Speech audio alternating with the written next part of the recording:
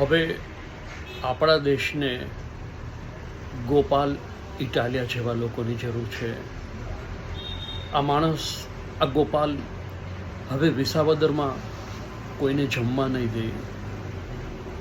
કેટલો ભ્રષ્ટાચાર એણે ખુલ્લો કરેલો છે.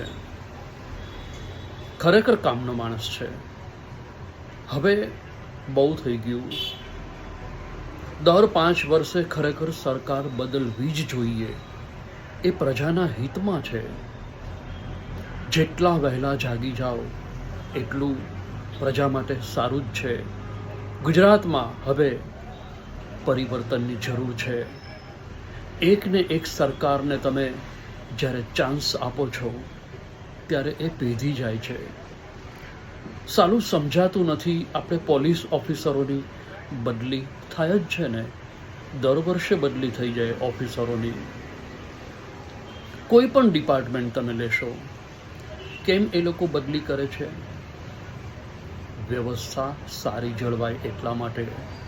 તો પછી આપણે પબ્લિક સમજતા કેમ નથી?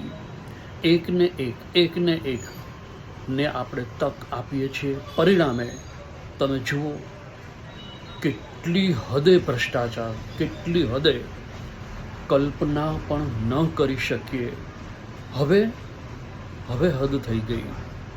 હવે સમજો, હવે જરૂર છે ગોપાલની.